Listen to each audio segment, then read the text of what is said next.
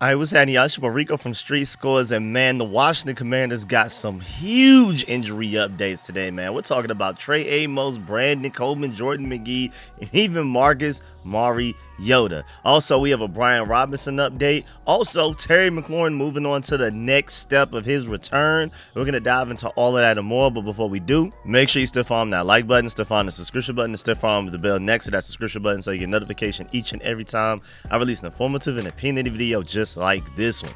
Make sure you stay tuned to all of the content. We sold out the Commanders Kings live show in person at Crystal City Sports Pub, which is going down Sunday, August 24th, man. We sold it out, man. So really appreciate everybody that got their tickets. But of course, you can also still go to the link and donate as well. So make sure you go donate if you want to support, but you just can't make it to the show. Really appreciate y'all. Without further ado, let's go dive into this video right now, man. Let's get it. Adam.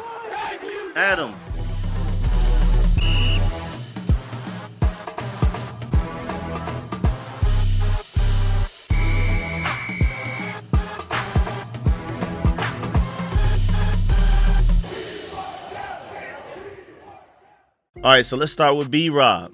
And I was wondering, like, even since we found out that he was not going to that Bengals preseason game, he wasn't going to be at the stadium, I was like, all right, so he's not showing up to games.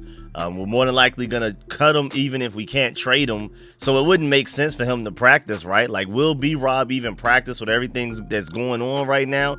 And Commanders head coach Dan Quinn said that Brian Robinson has an excused absence from practice today, and they hope to have a resolution on the situation soon. When I hear resolution, I'm feeling like they're saying trade. You know what I'm saying? Hopefully we can get this guy off the team. You know, some people may read that and think, oh, you know, maybe they can convince Brian Robinson to come back to the organization and we're just going to act like nothing happened the past week. We're going to go back to normal. Brian Robinson returns to the team. He's one of your main running backs going into this regular season and stuff like that. But I think that's out of the question. I've even heard reports that Adam Peters has already removed Brian Robinson's locker. So for him to act that quickly on that means that Adam Peters is upset with Brian Robinson. Like, this whole situation just completely exploded out of nowhere. We went from nothing to everything so quickly. It was insane. But either way, sounds like Brian Robinson is excused from practice, and Dan Quinn basically said they're trying their best to figure out what they're going to do here. Are we going to trade him, or are we just going to get to the point where we have to cut him? I'll talk about that in a video that I'm working on that's probably going to come out later this evening. Now, moving on to more important news as far as the Commanders' future, especially Terry is moving on to the next step of his process. Dan Quinn, now granted, like everything we're talking about in this video are coming from Dan Quinn updates that he gave before the practice today. And so then, of course, later on, I'm going to update y'all on everything that went down in practice. But he said that Terry McLaurin is in the return to play portion of his rehab. And right now he's focusing on conditioning, even though that it is a note that he is not actually practicing. He's not going to be out there at practice today running around doing drills and stuff like that, but he has moved on to the next step. So he's even closer to getting back on that field with the Commanders than he was a couple of days ago before that Bengals preseason game. So, hey, man, there's progress there. We're not exactly sure if there's any progress contract-wise, but at the very least, there's progress as far as Terry McLaurin getting back on that field and catching passes from Jaden Daniels and getting ready for this week 1 matchup against the Giants. That's in about like 3 weeks, September 7th. Also, Dan Quinn talked about why Terry McLaurin will not be on the field during today's practice. He said, quote, Terry's return to play format is no different from any other players. He's healthy, which is now a good step to being back on the field, unquote. Now, I feel like that he's healthy part, I mean, we're happy when we hear that, but I feel like he was always healthy. I feel like this ankle injury was always just a ploy to make Terry McLaurin not look like a bad guy when it comes to his contract situation. The Commanders were like, all right, we'll just put you on the PUP list and act like you have an ankle injury, and then that's the reason you haven't been practicing. It's not because of a contract. You know, it's just purely PR and emotional based. It has nothing to do with actual facts, I believe. And so, of course, he's healthy. I'm not surprised there. It's good to hear that, but of course he was. He was always healthy, man. We ain't see no ankle issue going from the Lions game to the Eagles game, even leaving the Eagles game. I mean, he was participating in voluntary OTAs. He was a part of the first phase and then the first half of the second phase, and we never heard or saw anything about an ankle injury. That purely came as a way to distract people from the fact that he was holding out due to his contract, because it was always like, well, even if he did sign a long-term contract, he couldn't practice because of his ankle. And shouts out to the Commanders for allowing him to do that. But since then, just a few days ago, they activated him off the PUP list, and now he's working his way back. Like I keep saying, man, there's a different shape from NFL shape, man. Terry McLaurin can go out there and run routes and catch passes from Jaden Daniels in that bubble every practice, all day, every day. That doesn't mean that he's ready to take a hit in an NFL game yet. There's a reason why when we first started to do our fully padded practices, full contact practices, and I believe we're still probably even doing this now. We may have a full contact, fully padded practice or two in a row, and then we're going to do like a jog through. We're going to do like a practice without all of that stuff so that everybody's bodies can heal a little bit. You know what I'm saying? So that we don't overdo it and have anybody get hurt before the season even starts. And so Terry McLaurin's about to go from no contact since the Eagles NFC Championship loss to just coming back all of a sudden. No, there's a ramp up process there. At first, you got to start with, is he healthy? Right now, like Dan Quinn said, he's moving on to what's his conditioning like. Is he ready to be out there running? Because there's no way you can force yourself as an individual to do the conditioning and running that's required in an actual NFL game setting and practice and stuff like that. They run you harder when you're out there doing team drills, individual drills and stuff like that. You can run all you want on a treadmill or whatever, but there's a different level of conditioning just from working out by yourself to being a part of an NFL team in training camp. You know what I'm saying? So that's different. So he's going from health, now he's going on to conditioning, and then I feel like after that, he'll finally be ready to return to practice. Does that mean he'll necessarily be ready to play in a game? Not necessarily, but at least we have 3 weeks, September 7th, until we even have to worry about that. But either way, again, he said Terry's return to play format is no different than any other players too. So Dan Quinn just keeps re-emphasizing that, like, this is not even just a contract thing. Just health, conditioning, and all of that type of stuff, and ready to take a hit. Like, all of that is just standard with anybody that hasn't played a lot, like Samuel Cosmi. No matter how healthy he is, and we're going to talk about him later on in this video, until he's been out there actually making contact and actually blocking against defenders and stuff like that, and been in real game-like settings, he's not going to play. There's a ramp-up process. So Terry McLaurin's basically no different than anybody else in that way. And then he also said that there is no date circle for Terry McLaurin's return, but the good news is we're getting close to that. He also said that he doesn't want to play Where's Waldo. That's exactly what he said with Terry McLaurin updates. He said, quote, he's healthy, which is a good step to getting him closer and back onto the field. See that earlier than later. I don't have a date circled. Good news is we're getting closer to that, unquote. You could just tell that he is so irritated with every Terry McLaurin question that he keeps getting, man. If anybody wants this to be over, it's him, bro. I mean, look at him say it directly for yourselves. It's a 44-second clip of Dan Quinn clearly sick and tired of being sick and tired of this Terry McLaurin situation. Dan, just to clarify, will we see Terry today out here doing anything? Not at the practice portion. He had a big part of the run that went along today. But I'm not going to play Where's Waldo, guys, all right, moving forward. So just so we're clear on that. So Terry's return to play format is no different than any of the other players. And so I'm not jumping at you, Ben, but I wanted to make sure, like, the next question doesn't go down this line. He's healthy, which is now a good step to, like, getting closer to being back on the field. So you'll see that earlier than later. I don't have a date circled on my whiteboard in my office, this day for him, this day for him. But, yeah, the good news, we're getting closer to that for sure. Now, that was moderately good news right there. You know what I'm saying? That was okay. That was a decent positive update. But I want to move on to a fully positive update right here, man. We have some guys returning. And also, I mean, I just thought that was hilarious how clearly irritated Dan Quinn is with these Terry McLaurin questions. So even he's ready to move on. So we will too. So first of all, cornerback Tre'Nayvion Amos is back at practice after sitting in the preseason game with tightness in his hamstring. And the Commanders gave out a full list of the guys that would not be playing in the Bengals game like an hour or two before the game started. That every Commanders reporter put out the list, the same exact list. Tre'Nayvion Amos wasn't on it. I mean, you had some guys that we knew. you know, just due to injury being banged up, they more than likely wouldn't play. Guys like Jordan McGee, Javonte Jean-Baptiste, and then you had vet guys like that were taking rest days, like Laramie Tunsil, Bobby Wagner, Von Miller. You know, some of those guys, they just took the vet rest day off. You know, it just wasn't worth putting them out there against and putting them in harm's way to potentially sustain an injury, while everybody else could use the work. And even though they're starters, it was meaningful reps that they got against the Bengals in that preseason game. I mean, I felt like we looked really good too, so I was happy to see a lot of those starters out there and how good they look. Now I'm even more optimistic going into the regular season, because once we finally played our starters, we especially looked unstoppable on offense, and our defense looked really good as well. Dan Quinn talked about that. We're going to talk about that later on in the video as well. But, of course, you had like Terry, contract. You had Brian Robinson, potential trade or cut, so he wasn't there. But Tre'Davious Amos was not on that list. And then we go out there, and like a few plays in on defense, we see Noah Igbenogany get a pass interference call on Jamar Chase. And I'm like, wait, I'm pretty sure all of us were like, Igbenogany?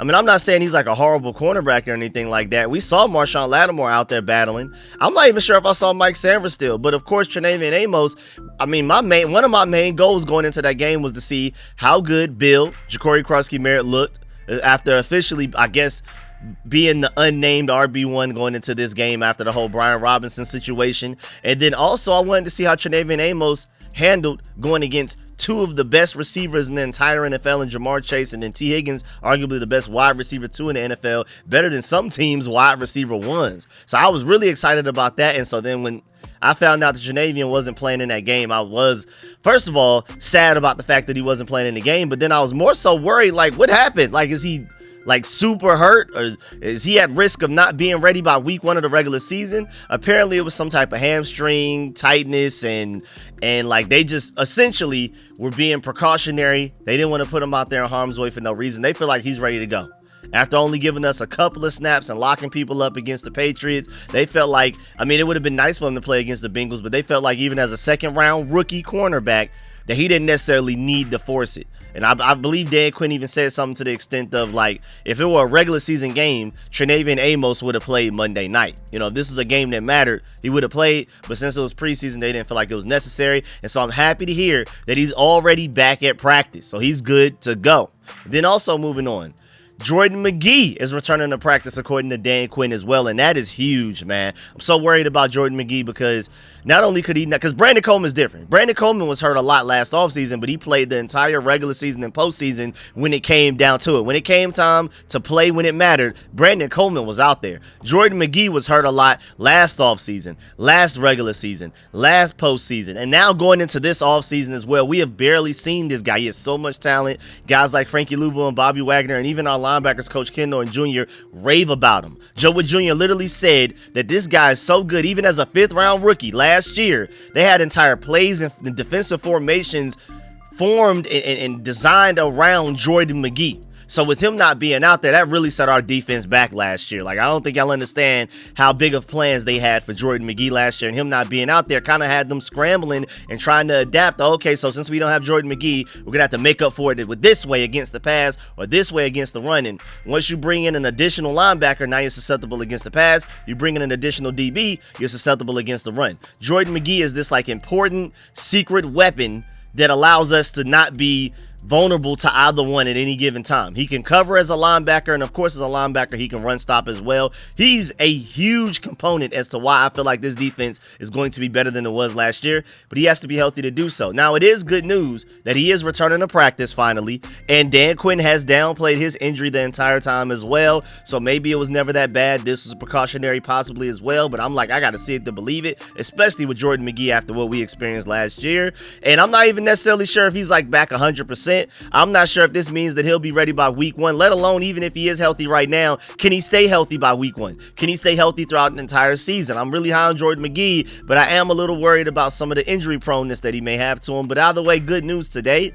You know, I'm not going to worry about and stress about tomorrow too much or the future. But today, Jordan McGee is healthy enough to practice, and that's great news. Hopefully he can stay that way, man, because I'm telling y'all right now, Jordan McGee healthy is going to be one of the most important reasons that this team makes it to a Super Bowl. I'm telling you that right now. I'm not saying he's going to be one of our best players, but the role that he fills, I mean, his coverage ability, but his ability to also run stop. So again, you're never vulnerable to either the pass nor the run. where if you have to replace him with some other guy, it's going to be a guy that's good at stopping the pass, but not at stopping the run. It's going to be a good guy stopping the run, but not good at stopping the pass. And even like Bobby Wagner and Frankie Louvu-wise, having Jordan McGee on the field allows Bobby Wagner to focus solely on stopping the run, being the quarterback of the defense and stuff like that. Frankie Louvu can rush the passer more. He can focus on stopping the run. Those are the things that those two guys are best at. They can cover a little bit, but you don't necessarily want Bobby Wagner and Frankie Louvu in coverage a lot. Very often, Jordan McGee can take that role off of their hands, and that would make even just Bobby Wagner and Frankie Louvu better just by having Jordan McGee on the field. So he's a huge part of what we're trying to do, but he has to be healthy enough to be out there. Now, moving on to another big update. Apparently, Dan Quinn said that Brandon Coleman, your projected starting left guard, will get some practice time today. He's been out since leaving practice back on August 2nd. So it's been 18 days since Brandon Coleman has done anything with the Washington Commanders. He missed the first preseason game. He missed the joint practice. Before that preseason game, he missed the second one against the Bengals. He's been out since August 2nd, y'all. Thank goodness that he's had some guard experience in college. He had an entire year of starting at left tackle in the NFL just last year as a rookie. So it's not like he necessarily super needs those reps for me to be comfortable with him starting at left guard for us going into this regular season. I'm assuming that he'll be all right, but the sooner we get him back fully healthy, the way better, man, because we got to gain chemistry with this offensive line. I keep saying it. You can sign 5 Pro Bowlers in one offseason on your offensive line. But those first couple of weeks, it may be a little ugly and inconsistent because chemistry matters a lot. You need to know what the other guy's thinking, without communication and in very quick panic situation, bang situations where it's like a stunt and y'all didn't even know it was coming beforehand, but you need to know exactly what the guy to the right or the left of you is thinking and what they'll do in any certain situation so you can know what you need to do in that situation. And a lot of things like that, man, it takes time and experience and just cohesion. It just comes with a lot of time playing next to one another, and we just don't have that. Laramie Tunsil has his vet rest days, but he's been out there mostly for the most part. Brandon Coleman's been out since August 2nd. Tyler Biadasz has been out there, but then you have Samuel Cosmi at right guard that's been out since the Detroit Lions playoff game in January, and then you have Josh Connolly at right tackle, who's also been playing kind of a little bit everywhere, but even say Tyler Biadasz fully healthy, Josh Connolly has been starting at right tackle for a while now in practices, and Laramie Tunsil's just starting left tackle, obviously. But the guys in the middle, we have no chemistry amongst anybody. It's not like Laramie Tunsil blocks next to Tyler Biadasz directly, or Tyler Biadasz blocks next to Josh Connolly. You have these two inconsistencies cutting off the entire line of chemistry for the entire offensive line. It's just every other guy on the offensive line, it's somebody that's been inconsistently there. Samuel Cosmi hasn't been there this entire time. Well, at least Nick Allegretti has been. So Nick Allegretti right now has better chemistry with Josh Connolly and maybe even Tyler Biadasz than Samuel Cosmi has right now, especially with Josh Connolly.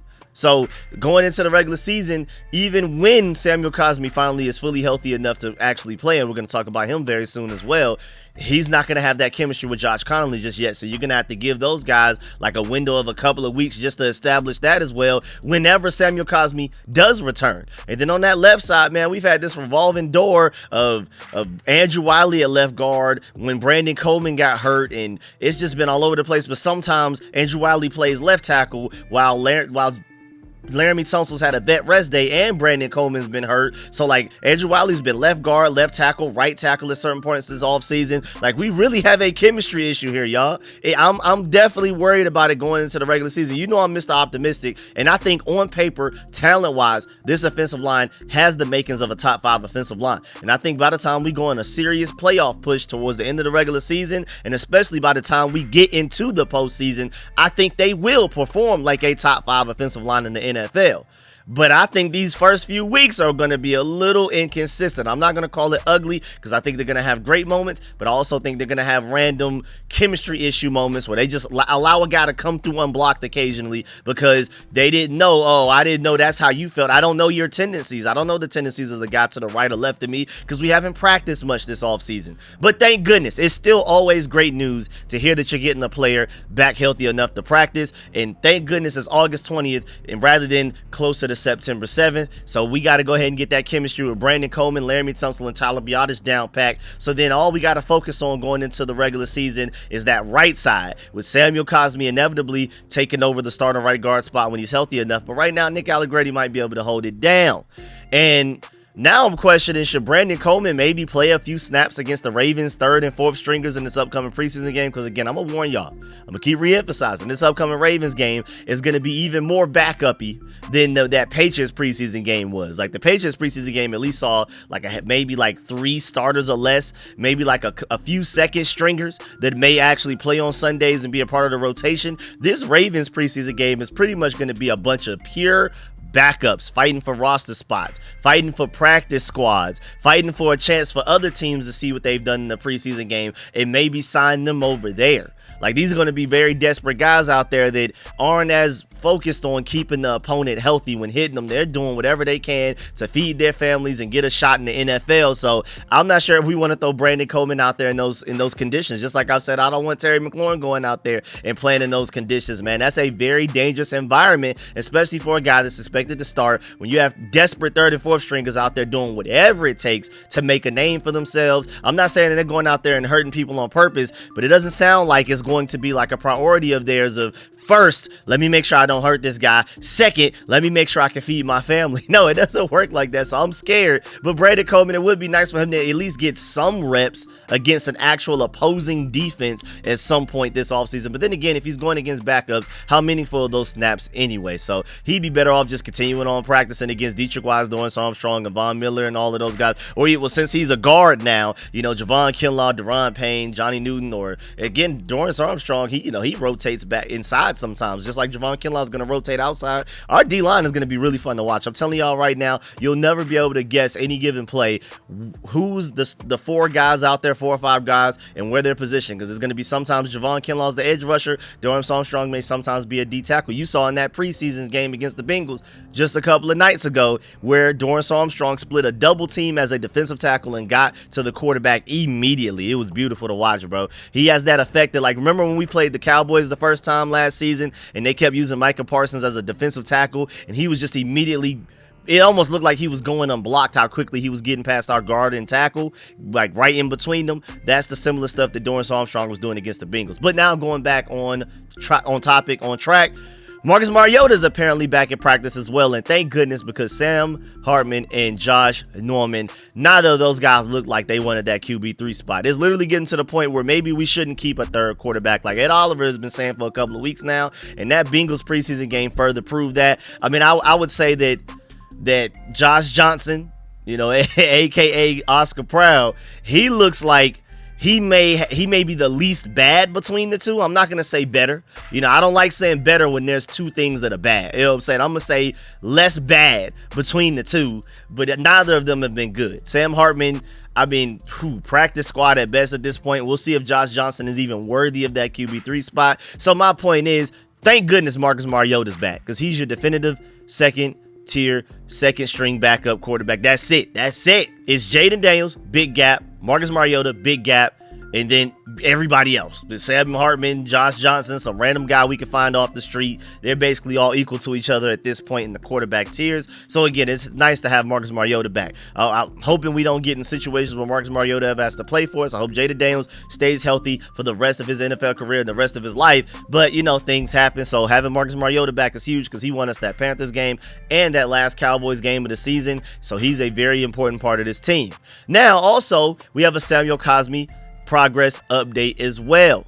Dan Quinn said, as far as Samuel Cosmi, that he's very optimistic on his progress, and he's basically been saying this for like a couple of months now. So far, Cosmi has hit all of the markers to soon be on the return to play process like Terry McLaurin. So Terry McLaurin is in like the second step of return to play. Samuel Cosmi still not even technically on step 1, but they're saying that he's getting close to it, and that's great news, man. Dan Quinn said, quote, "The good news for Samuel Cosmi as far as coming off of the pup before the season begins is he's hit all of the marks to where he's getting closer to the individual work. And he is encouraged by the work that he's put in and is hopeful that they can start the year without him being on pup." And that's an important debate right there. We've been wondering. We've even talked about this on the Commanders King show. Like, Do we start Samuel Cosmi on the PUP list and then he misses the first 4 weeks? Or do you think he's healthy enough to just go out there and start immediately week 1?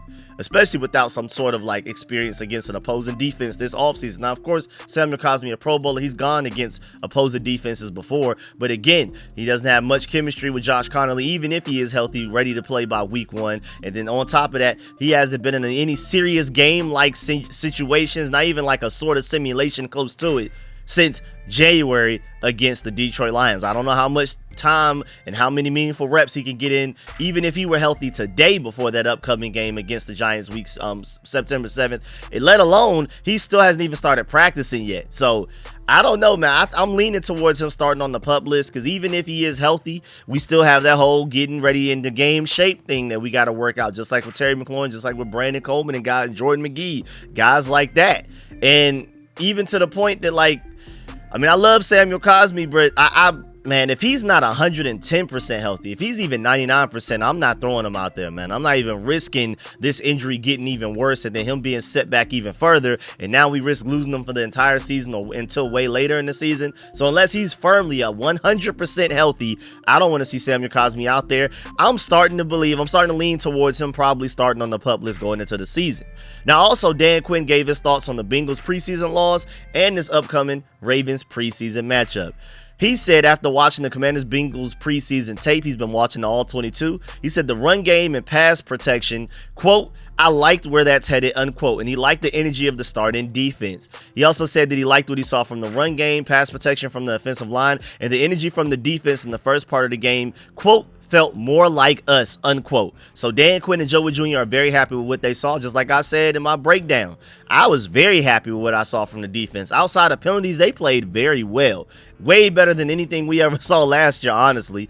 Dan Quinn also mentioned that he liked what he saw from the run game, including the blocking, the energy, physicality of the defense. But he also said that he was not thrilled about turnovers, tackling, and breaking tackles. I do feel like we lack those 3 things quite a bit, especially like, you know, we were throwing turnovers. Granted, those are the third stringers. And really, honestly, at this point, it's Jaden Daniels QB1, Marcus Mariota QB2, QB3 is a blank slot. I'm gonna start calling Sam Hartman and Josh Johnson the QB4 and 5 at this point. So it was really QB4 and 5 out there throwing turnovers. So that's not necessarily something that we need to read into too much. And we tackled better against the Bengals than we did against the Patriots, but it still wasn't as great as where we wanted to be. And then also we need guys breaking more tackles outside of really just Ja'Cory Cross-Merritt, honestly. And then Dan Quinn, speaking of running backs, he was very complimentary of Austin Eckler and Jeremy McNichols, noting that they are a pro's pro. And just a heads up, Dan Quinn is mentioning Jeremy McNichols' name because he's going to make the roster. Like, honestly, if we don't keep 4 running backs, we only keep 3, Chris Rodriguez would end up being the guy on the practice squad. Like, Jeremy McNichols is making this final 53-man roster. I'm afraid that, you know, I'm sad that I know some people may be a little surprised by that, but he's making it. He just does too many things well, bro. Like Louis said, man, like, he doesn't do anything exceptional. He's not like extremely good at anything, but he does everything, and he does it at least well to a certain level that's acceptable as far as returns, special teams, running back, pass protector, receiving back, all of that type of stuff, man. So he's making the roster. It's JCM, aka Bill, and then you have Austin Eckler, and you have Jeremy McNichols. Then the question is, do we keep 4 so that Chris Rodriguez can make it? I'm a huge Chris Rodriguez fan. Don't get me wrong. I'm one of the people that likes Chris Rodriguez a lot, especially after what he did to the Falcons last year. Y'all know I hate the Falcons more than anybody else. He was good in my book from that point on permanently. Like, Chris Rodriguez can almost do no wrong in my eyes after what he did against the Falcons, running people over like that. That one drive going into the end zone, he had like 2-3 plays where he broke like 3 tackles each. It was insane.